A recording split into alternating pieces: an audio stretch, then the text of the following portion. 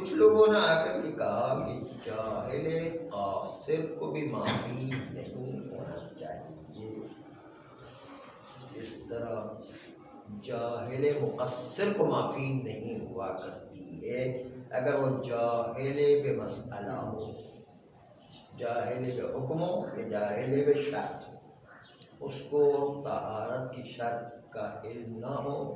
تو جاہل مقصر بھی معاف نہیں، جاہل قاصر بھی معاف نہیں۔ بعض لوگوں نے یہ کہا، ابھی تک تو جو مسئلہ پیش کرے کہ جاہل قاصر معافی ہے، لیکن آپ کہہ رہے کہ نہیں، جاہل قاصر کو بھی معافی نہیں ہونا چاہیے، اور حدیث سے لا تعاد سے جاہل قاصر نہیں نکلتا ہے۔ سب غافل بھی قاصر میں آئے گا؟ ہاں، غافل قاصر بھی ہو، غافل ہو قاصر ہو۔ آغا شیخ استاد نے یعنی آغا نائینی جو آغا خوئی کے استاد تھے، ظاہراً اسی کی طرف آغا خوئی نسبت دے کر ایک علت پیش کر رہے کہ جاہل قاصر کیوں معاف نہیں۔ فرماتے ہیں کہ حدیث لا تعاد جس کو اعادے کی معافی دی گئی ہے، اس میں جاہل قاصر شامل نہیں ہے، اس لیے کہ پہلی بات تو یہ یاد رکھی جائے کہ حدیث لا تعاد صرف نفی کرتا ہے جہاں اعادے کی قابلیت ہو، ذاتاً اعادے کی قابلیت ہو، اور حدیث سے لا تعاد آ کر کے کہے کہ یہاں پر آپ کو اعادہ نہیں کرنا۔ اس کا مطلب جس میں حدیث سے لا تعاد میں وہ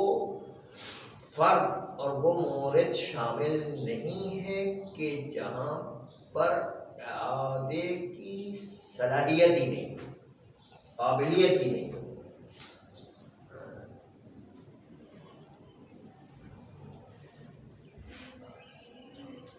بس حدیث سے لا تعاد نہ ہوتی تو اس کو اعادہ واجب تھا، لیکن شارع نے امتناناً و احساناً اس پر سے اعادہ ثابت کر دیا ہے، اعادے کی صلاحیت ہونے کے باوجود۔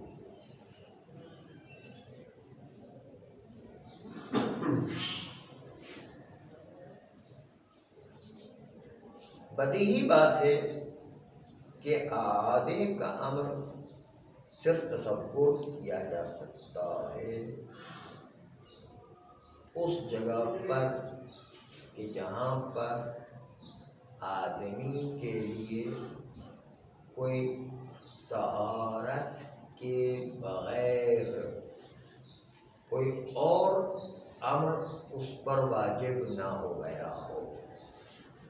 اگر کوئی امر اس کے لیے واجب ہو گیا کسی عذر کی وجہ سے، تو اب اس پر وہ والا امر کہ جو طہارت والا امر تھا اس پر واجب نہیں رہے گا، کیونکہ اس کے ایک عذر کی وجہ سے جو ہے اس پر وہ والا امر واجب ہے۔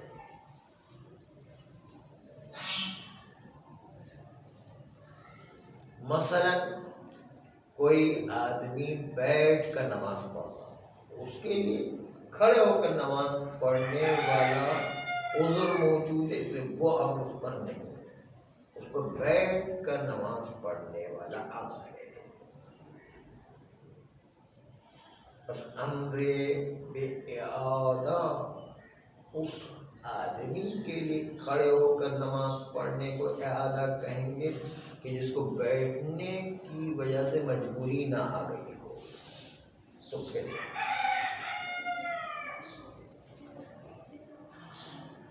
اور چونکہ جاہل قاصر کے لیے قابلیت اعادہ موجود ہے، وہ جو مستشکل کہہ رہا ہے کہ قابلیت اعادہ موجود ہے، قابلیت کی نفی نہیں ہے۔ اس لیے تمام مطلقات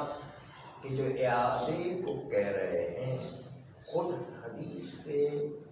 لا تعاد کو چھوڑ کر جتنے مطلقات نماز کے بطلان کو کہہ کر اعادے کو لازم قرار دے رہے ہیں، وہ اعادے کو جاہل قاصر کے حق میں بھی واجب قرار دے رہے ہیں،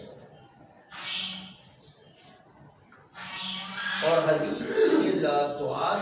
اس کو خارج نہیں کر رہا ہے، کیونکہ اس کو قابلیت موجود ہے کہ اعادہ کر سکتا ہے،